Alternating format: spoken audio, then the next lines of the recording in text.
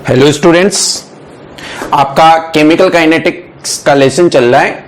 इसमें आपने lecture number 8 यानी इससे पहले वाले वीडियो तक आपने ऑर्डर ऑफ रिएक्शन का पार्ट कंप्लीट कर लिया है। आज अपन ने थोड़ा और आगे बढ़ते हैं। नेक्स्ट वीडियो में अपन पढ़ेंगे activation energy, Arrhenius concept, Arrhenius equation, effect of temperature on reaction, collision theory, activation state की थ्योरी, अलग अलग टॉपिक सब आएंगे। इन सबको हम एक नाम यदि देवें तो वो बनता है मैकेनिज्म ऑफ रिएक्शन। आपने ये तो पढ़ा ही है कि केमिकल काइनेटिक्स मेन 2 पॉइंट पर चलता है, rate of reaction and mechanism of reaction. इसलिए अब जो ये टॉपिक चल रहे हैं, मैकेनिज्म ऑफ रिएक्शन को एक्सप्लेन कर रहे हैं। उनमें आज के इस वीडियो में हम पढ़ रहे हैं एक्टिवेशन एनर्जी के इंपॉर्टेंट पॉइंट्स। और इस एक्टिवेशन एनर्जी के ये इंपॉर्टेंट पॉइंट्स जो हैं वो आर्हेनियस कंसेप्ट में आते हैं। आर्हेनियस इक्वेशन अलग है, आर्हेनियस कंसेप्ट, आर्हेनियस पॉइंट्स अलग हैं। तो वो कौन कौन से पॉइंट्स बनते हैं वो पढ़ने हैं अपने को। स्टूडेंट्स के पढ़ने का तरीका अलग होता है, कुछ टीचर्स के पढ़ाने का तरीका अलग होता है। तो अलग अलग टॉपिक पे डिपेंड करता है कि हमें यह टॉपिक किस प्रकार से पढ़ना है।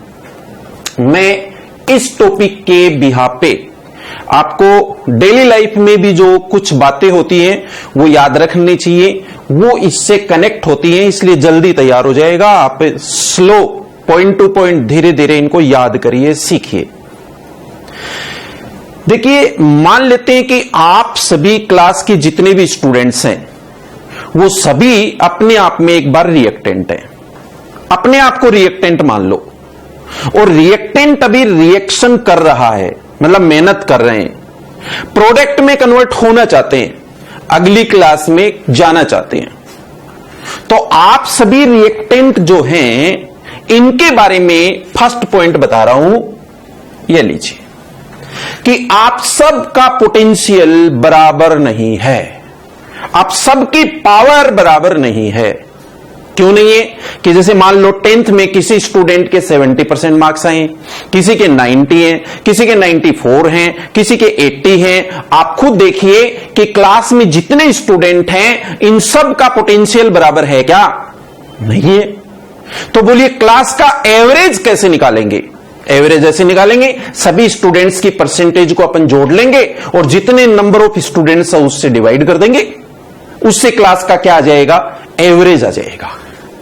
सही पॉइंट पे आप आए हैं। मैंने लिखा average potential of students, average potential energy. तो ये देखो, मैंने एक बार शॉर्ट में लिख दिया है एवरेज पोटेंशियल एनर्जी, औसत स्थितिज ऊर्जा। क्लास का एवरेज आया मान लीजिए 70%। तो कुछ स्टूडेंट ऐसे हैं जिनकी परसेंटेज 70 से कम है, कुछ स्टूडेंट ऐसे हैं जिनकी परसेंटेज 70 से ज्यादा है। दो टाइप के आ गए ना, 70 तक के स्टूडेंट और 70 से ऊपर तक के स्टूडेंट्स। तो जो स्टूडेंट यहां पर एवरेज से कम है उनको बोला जाता है inactive molecules. Inactive molecules, inactive मतलब होता है सक्रिय नहीं है, असक्रिय अणु। और जिन रिएक्टेंट्स की पोटेंशियल एवरेज से ज्यादा है उनको बोला जाता है एक्टिव मॉलिक्यूल्स। एक्टिव मॉलिक्यूल्स, सक्रिय अणु। अब आप बताइए कि रिएक्टेंट कितने टाइप के होते हैं? 2 टाइप्स के। कौन कौन से? एक तो एक्टिव मॉलिक्यूल्स होते हैं, सक्रिय अणु होते हैं, और एक इनएक्टिव मॉलिक्यूल्स होते हैं, निष्क्रिय अणु होते हैं। एक्टिव मॉलिक्यूल कौन होते हैं ये इंपॉर्टेंट बात है। दोबारा से सुनिए कि जिन मॉलिक्यूल्स की एनर्जी एवरेज पोटेंशियल एनर्जी के बराबर या इससे ज्यादा है वो एक्टिव मॉलिक्यूल हैं। जिन रिएक्टेंट की potential energy average potential energy से कम है वो इनएक्टिव मॉलिक्यूल्स होते हैं। ये सबसे फर्स्ट पॉइंट है। यहां से जब समझ में आएगा तो नेक्स्ट पॉइंट समझ में आएंगे। आप सभी स्टूडेंट्स अपने आप में फिर से समझें कि अपनी खुद की जो पावर है वो ज्यादा होनी चाहिए, तभी तो हम प्रोडक्ट में कन्वर्ट होंगे। यदि किसी स्टूडेंट का एवरेज पोटेंशियल बहुत कम है, एवरेज से भी कम है, तो उसके प्रोडक्ट में कन्वर्ट होने की उम्मीद कम होती है। ये सब जानते हैं। ऐसा ही रिएक्शन में है। रिएक्शन में पार्टिसिपेट करने वाले मॉलिक्यूल्स को 2 टाइप्स के बताए हैं। अब आरएनएस कहते हैं कि इनएक्टिव मॉलिक्यूल्स रिएक्शन में पार्टिसिपेट ही नहीं करते हैं। रिएक्शन में पार्टिसिपेट केवल कौन करते हैं? बोलिए एक्टिव मॉलिक्यूल्स। और जो एक्टिव मॉलिक्यूल्स हैं इनकी एनर्जी कितनी होती है? या तो एवरेज पोटेंशियल एनर्जी, औसत स्थितिज ऊर्जा होती है, या औसत से ज्यादा एनर्जी होती है इनकी। मैं समझता हूं शायद फर्स्ट पॉइंट सबके समझ में आ गया होगा कि रिएक्शन में कौन पार्टिसिपेट करता है? बोलो एक्टिव मॉलिक्यूल। और एक्टिव मॉलिक्यूल कौन होता है? वो मॉलिक्यूल जिसकी एनर्जी एवरेज पोटेंशियल एनर्जी के बराबर या एवरेज पोटेंशियल एनर्जी से ज्यादा एनर्जी होती है जिनकी। नंबर 2 सेकंड पॉइंट पढ़ते हैं। सेकंड पॉइंट है कि कोई भी रिएक्टेंट, जैसे आप सब ने अपने आप को रिएक्टेंट माना है और वो प्रोडक्ट में बदलना चाहते हैं, तो आप सबके सामने एक टारगेट होता है। उस टारगेट को अचीव करना है, तब प्रोडक्ट में कन्वर्ट होगे। टारगेट क्या है कि जैसे बोर्ड ने निर्धारित कर रखा है कि प्रत्येक स्टूडेंट मिनिमम 33% मार्क्स लाएगा तो वो प्रोडक्ट में कन्वर्ट होगा। ये 33% एक बार अपन नाम दे देवे ट्रांजिशन स्टेट, सेकीर्ण अवस्था, संक्रमण अवस्था या एनर्जी बैरियर, वो अपने सामने एक बैरियर है, प्रतिरोध है, तो उसको तोड़ना जरूरी है। कहने का मतलब हर एक रिएक्टेंट के सामने एक बैरियर होता है। उस बैरियर को जो रिएक्टेंट टच करेगा वो ही किस में कन्वर्ट होगा? प्रोडक्ट में। तो चलिए मैं वो बैरियर बनाता हूं। यहां पर यहां हमने एक ग्राफ बनाया है। वो ग्राफ एक साइड में तो ऐसे दिख रहा है, देखो, पाथ ऑफ रिएक्शन, रिएक्शन का मार्ग है, और दूसरी साइड में मैंने लिया है एनर्जी, ऊर्जा को रिप्रेजेंट कर रहे हैं। ये ए प्लस बी रिएक्टेंट हैं, इनको रिएक्शन में कन्वर्ट, इनको रिएक्शन में पार्टिसिपेट होना है। इनको क्या बोलूं मैं? बोलिए एक्टिव मॉलिक्यूल्स हैं। और इनको प्रोडक्ट में कन्वर्ट होना है। प्रोडक्ट क्या नाम दे दूं? बोलो सी प्लस डी, ये प्रोडक्ट है। ए प्लस बी को सी प्लस डी प्रोडक्ट में कन्वर्ट होने के लिए बीच में एक बैरियर है, उस बैरियर को टच करके आना पड़ेगा। तो वो बैरियर क्या होता है वो समझाता हूं। ग्राफ ऐसे चल के आता है, देखो, ये प्रोडक्ट में कन्वर्ट होने वाला है। यहां से लेकर के यहां तक का ये जो स्टेट होता है, ये वाला जो बैरियर होता है, इसको हम बोलते हैं कि यहां ए और बी के पुराने जो बॉन्ड हैं वो टूटेंगे और सी और डी के नए बॉन्ड बनेंगे। इसीलिए तो हम इसको क्या नाम देते हैं? इनको हम यहां पर ट्रांजिशन स्टेट बोलते हैं। ट्रांजिशन स्टेट यानी संक्रमण अवस्था बोलते हैं। आप ट्रांजिशन स्टेट बोलो और चाहे आप इसी को एनर्जी बैरियर बोलो, एक ही बात होती है। गति, ऊर्जा का अवरोधक। A plus B, C plus D, ये प्रोडक्ट में बनने की वो स्टेट होती है। ये सेंटर की स्टेट है। यहां रिएक्टेंट और प्रोडक्ट के बीच की अवस्था होती है हाईएस्ट एनर्जी के साथ में, और इस स्टेट को जो रिएक्टेंट कवर करेगा वो प्रोडक्ट में बदलेगा। आपको सेकंड पॉइंट समझ में आया होगा। मैंने बोला पहले तो एवरेज एनर्जी से ज्यादा होनी चाहिए और अब बोल रहा हूं कि उन रिएक्टेंट को प्रोडक्ट में यदि कन्वर्ट करना है तो किसको टच करके आना पड़ेगा उनको? बोलिए ट्रांजिशन स्टेट को, संक्रमण अवस्था को पार करके आना पड़ेगा। संक्रमण अवस्था क्या होती है? वह अवस्था जहां रिएक्टेंट के पुराने बंध तो टूटते हैं और प्रोडक्ट के नए बंध बनते हैं, और उस अवस्था की ऊर्जा, एनर्जी रिएक्टेंट से भी ज्यादा होती है, प्रोडक्ट से भी ज्यादा होती है। ये तो रिएक्टेंट की एनर्जी है, ये प्रोडक्ट की एनर्जी है, और ये संक्रमण अवस्था ट्रांजिशन स्टेट की एनर्जी है। तो ट्रांजिशन स्टेट की एनर्जी रिएक्टेंट से ज्यादा है, इनकी एनर्जी प्रोडक्ट से ज्यादा है। मैंने सेकंड पॉइंट ट्रांजिशन स्टेट का बताया, मैं समझता हूं सबके समझ में आया होगा। स्टूडेंट्स, आप सबको भी प्रोडक्ट में बदलना है, इसलिए आपके सामने भी एक ट्रांजिशन स्टेट है। आप सबको भी प्रोडक्ट में बदलने के लिए वो ट्रांजिशन स्टेट कवर करनी ही पड़ेगी। इसके लिए जिस मिनिमम एनर्जी की रिक्वायरमेंट है उस एनर्जी को बोलते हैं ट्रांजिशन स्टेट, एक्टिवेशन एनर्जी। देखो, इतनी एनर्जी की जरूरत है आपको, इतनी वाली एनर्जी तो पहले से थी आपके पास। ये जो एनर्जी यहां से लेकर के यहां तक थी, उस एनर्जी को तो हमने यहां पर नाम पहले से दे दिया है, क्या? Average potential energy. औसत स्थितिज ऊर्जा आपके पास में थी, और इतनी मिनिमम एनर्जी की रिक्वायरमेंट है, तब जाकर के किस में कन्वर्ट होगा? प्रोडक्ट में, जिसको अपन बोलते हैं एक्टिवेशन एनर्जी। और आज का अपना जो टॉपिक है वो एक्टिवेशन एनर्जी का ही है, सेकेरियन ऊर्जा का है। ये एक्टिवेशन एनर्जी क्या होती है, एक बार फिर सुन लो।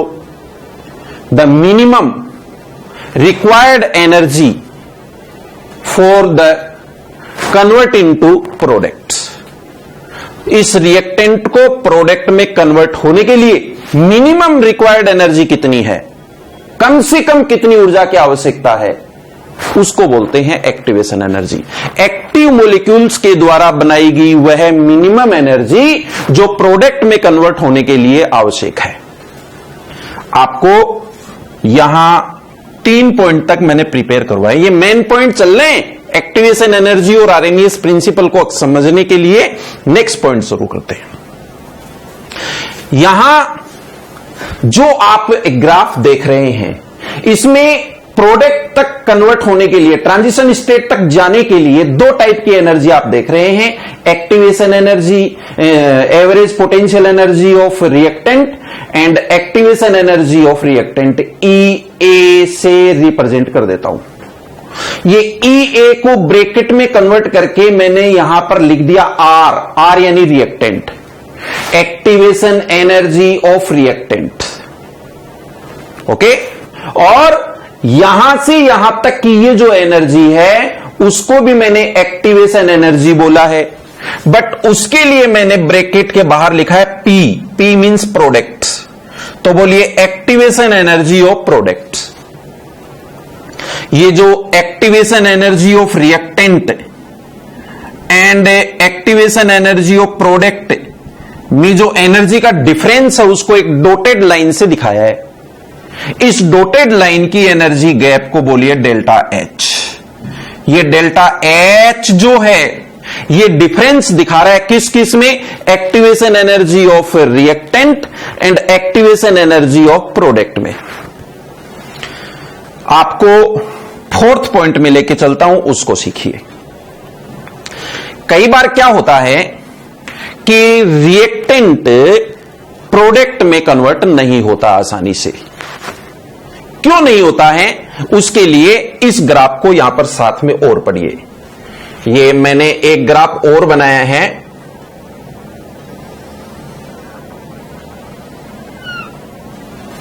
तो इसमें भी इस साइड में ये एनर्जी है, यहां भी मैं पाथ ऑफ रिएक्शन नोट कर रहा हूं।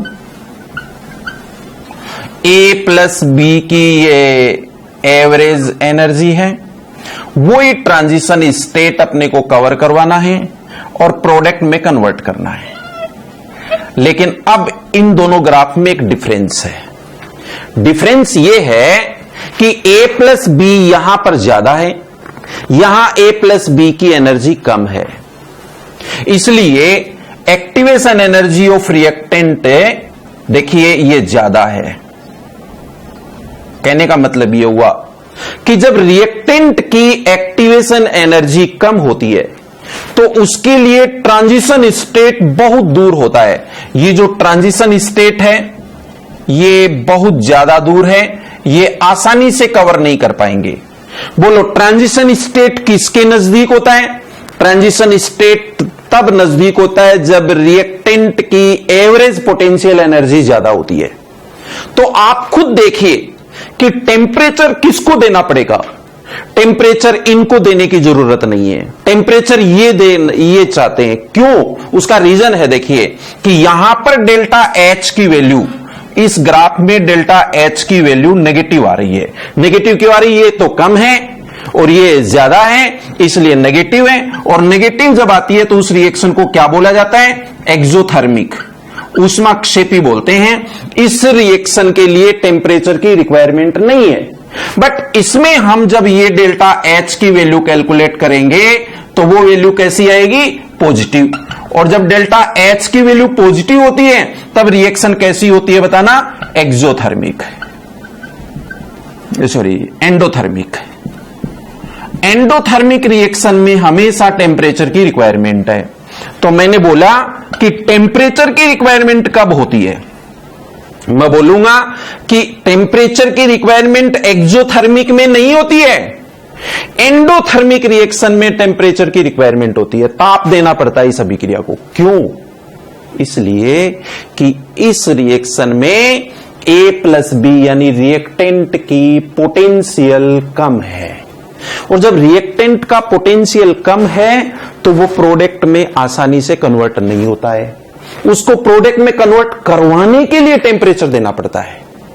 जबकि यहां पर रिएक्टेंट के लिए एवरेज पोटेंशियल एनर्जी ज्यादा है, उनको ट्रांजिशन स्टेट में कन्वर्ट होने के लिए कम टाइम लगेगा, आसानी से प्रोडक्ट में कन्वर्ट हो जाएंगे।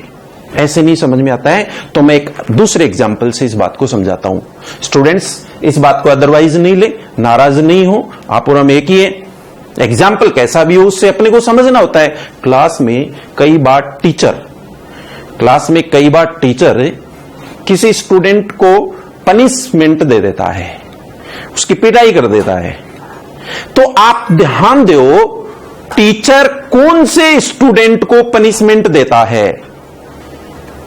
टीचर कब स्टूडेंट की पिटाई करता है?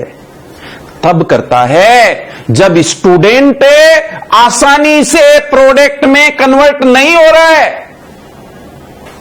उस स्टूडेंट की पनिशमेंट नहीं दी जाती है जब उसका एवरेज पोटेंशियल ज्यादा होता है। टीचर को पता रहता है कि ये रिएक्टेंट आसानी से प्रोडक्ट में कन्वर्ट हो जाएगा, ये पावर ज्यादा है, और ये पावर देखो स्टूडेंट या रिएक्टेंट की पोटेंशियल एनर्जी कम है, तो इसके लिए ट्रांजिशन स्टेट बहुत दूर होता है। इसका टेम्परेचर इंक्रीज करता है। जैसे ही टेम्परेचर इंक्रीज करता है वो रिएक्टेंट प्रोडक्ट में कन्वर्ट हो जाता है। क्यों? क्योंकि 10 डिग्री सेंटीग्रेड टेम्परेचर इंक्रीज करने पर रेट कांस्टेंट 2 से 3 टाइम्स इंक्रीज हो जाता है। अभिक्रिया का वेग 2 से 3 गुना तक बढ़ जाता है, प्रोडक्ट बनने की संभावना ज्यादा हो जाती है। मैं ये बोलना चाहता हूं कि जैसे ही टेम्परेचर बढ़ाया जाता है रिएक्टेंट का तो प्रोडक्ट बनने की पॉसिबिलिटी ज्यादा हो जाती है, इसलिए टेम्परेचर देते हैं। और इनको टेम्परेचर नहीं दिया जाता क्योंकि ये पहले से कौन सी रिएक्शन होती है? एक्सोथर्मिक होती है। इनको टेम्परेचर देने से प्रोडक्ट रुक सकता है, इसलिए यहां टेम्परेचर नहीं दिया जाता है, यहां पर टेम्परेचर देने की जरूरत है। नेक्स्ट, कई बार क्या होता है कि टेम्परेचर के अलावा रिएक्शन में हमें अदर फैक्टर भी अप्लाई करने होते हैं। आपने सुना होगा कैटलिस्ट। कैटलिस्ट की प्रेजेंस में रेट ऑफ रिएक्शन इंक्रीज होती है, प्रोडक्ट ज्यादा बनता है। तो क्यों बनता है, ऐसा कौन सा फैक्टर, कैसे इसमें अपन पॉइंट पढ़ पाएंगे? तो कैटलिस्ट का क्या इफेक्ट होगा इस बात को अपने को पढ़ना है, सीखिए। इन प्रेजेंस ऑफ कैटलिस्ट, ये देखिए मैंने एक डॉटेड लाइन बनाई है ग्राफ में साथ साथ ही, और A प्लस बी से मैं C प्लस डी प्रोडक्ट तक पहुंच गया हूं। आप ग्राफ को बहुत ध्यान से पढ़िए स्टूडेंट्स। ये जो ग्राफ है यहां पर, ये जो लाइन आ रही है, इसको मैंने लिख दिया है in presence of catalyst. Catalyst की प्रेजेंस में ये जो ट्रांजिशन स्टेट है वो नीचे आ गई है। इसका मतलब रिएक्टेंट को प्रोडक्ट में कन्वर्ट होने के लिए बाईपास ये पथ मिल गया है सीधे ही। उतनी एनर्जी की रिक्वायरमेंट नहीं है जितनी पहले थी। इसका मतलब एक्टिवेशन एनर्जी कम हो गई है रिएक्टेंट्स की। In presence of catalyst reactant की एक्टिवेशन एनर्जी डिक्रीज हो जाती है, कम हो जाती है। तो आपको याद रखना है कि टेम्परेचर का तो क्या रोल होता है और कैटलिस्ट का क्या रोल होता है। इनसे ही रिएक्शन सीखी जाती है, इनसे ही अपने को आंसर मिलते हैं ग्राफ में। ये मेन पॉइंट्स चल रहे हैं एक्टिवेशन एनर्जी और आर्हेनियस प्रिंसिपल को समझाने के लिए। एक्टिवेशन एनर्जी के बिहाफ पे रिएक्शन के कितने टाइप्स पढ़ रहे हैं? 2 types, exothermic reaction and endothermic reaction. Next point आप ये पढ़िए कि किसी रिएक्टेंट को 0 से लेकर के ट्रांजिशन स्टेट तक जाने के लिए कितनी एनर्जी की जरूरत है। मतलब यहां से लेकर के यहां तक की जो एनर्जी है उसको हम कितना नोट करेंगे, इसको हम बोलते हैं थ्रेशोल्ड एनर्जी। देहली एनर्जी बोलिए या थ्रेशोल्ड एनर्जी बोलिए। थ्रेशोल्ड एनर्जी या देहली एनर्जी, देहली ऊर्जा। ये किसका टोटल है? ये देखो, एक तो ये वाला पार्ट रहा और एक ये वाला पार्ट रहा। तो बोलो threshold energy is equals to average potential energy, औसत स्थितिज ऊर्जा, plus activation energy of reactant. ये क्वेश्चन बन गया कि थ्रेशोल्ड एनर्जी क्या है। तो इसी के बिहाफ पे अपने को क्वेश्चन पूछा जा सकता है कि what is the activation energy of reactant. तो बोलो activation energy of reactant is equals to threshold energy minus average potential energy. ये यहां से लेकर के यहां तक की जो एनर्जी है, इसमें से अगर इतने को माइनस कर दिया जाए तो ये बच जाएगी। तो बोलिए the activation energy of reactant is equals to threshold energy minus average potential energy, औसत स्थितिज ऊर्जा। आपको केमिकल काइनेटिक्स में आज एक्टिवेशन एनर्जी या आरएनएस कंसेप्ट के इंपोर्टेंट पॉइंट्स पढ़ने हैं। इन पॉइंट्स में से आप मेन पॉइंट्स यहां पर प्रिपेयर कर चुके हैं कि एक्टिव मॉलिक्यूल रिएक्शन में पार्टिसिपेट करते हैं, उनकी एनर्जी एवरेज पोटेंशियल एनर्जी के बराबर या इससे ज्यादा होती है। उन एक्टिव मॉलिक्यूल्स को ट्रांजिशन स्टेट कवर करना पड़ेगा, तभी वो प्रोडक्ट में कन्वर्ट होंगे। वो ट्रांजिशन स्टेट क्या होता है? वहां रिएक्टेंट के पुराने बॉन्ड टूटते हैं, नए बॉन्ड बनते हैं और उसकी एनर्जी रिएक्टेंट की एनर्जी और प्रोडक्ट की एनर्जी से ज्यादा होती है। फिर हम पढ़ रहे हैं कि एक्टिवेशन एनर्जी क्या है। तो बोलिए रिएक्टेंट्स को प्रोडक्ट में कन्वर्ट होने के लिए मिनिमम एनर्जी की आवश्यकता होती है ट्रांजिशन स्टेट को कवर करने के लिए। फिर हम पढ़ रहे हैं कि टेम्परेचर का क्या रोल होता है। तो बोलिए एक्टिवेशन एनर्जी के बिहाफ पे रिएक्शन के 2 टाइप्स हैं। उनमें से एक्सोथर्मिक रिएक्शन को टेम्परेचर की रिक्वायरमेंट नहीं होती है, बट एंडोथर्मिक रिएक्शन होती है, उसमें टेम्परेचर इंक्रीज करना पड़ता है क्योंकि रिएक्टेंट्स का पोटेंशियल पावर वहां पर कम होता है। हम यदि 10 डिग्री सेंटीग्रेड तक टेम्परेचर इंक्रीज करते हैं तो रेट ऑफ रिएक्शन 2 से 3 टाइम्स मल्टीप्लाई हो जाता है और यहां हम इस रोल को बोलते हैं टेम्परेचर कोफिशिएंट, ताप गुणांक। ताप गुणांक क्या होता है? गुणा में रेट ऑफ कांस्टेंट इंक्रीज होता है। Next catalyst. In presence of catalyst, catalyst की प्रेजेंस में रिएक्टेंट की एक्टिवेशन एनर्जी डिक्रीज हो जाती है, ये कम हो गई है देखो यहां पर, क्योंकि बाईपास प्रोडक्ट बनना शुरू हो जाता है। फिर आपने पढ़ा थ्रेशोल्ड एनर्जी। तो बोलिए the average potential energy of reactant plus activation energy of reactant is known as threshold energy. अपन ने लेक्चर नंबर 9 के बाद जब लेक्चर नंबर 10 आएगा तो आरएनएस कंसेप्ट को थोड़ा और बढ़ा देंगे, आरएनएस इक्वेशन में आएंगे, उसके बाद में इनकी कोलिजन थ्योरी पढ़ेंगे और उसके बाद में हम एक्टिवेशन ट्रांजिशन स्टेट की थ्योरी पढ़ेंगे और इससे रिलेटेड जो मैक्सवेल का ग्राफ है उसको प्रिपेयर करेंगे। Thank you students. Best of luck, be positive, be safe.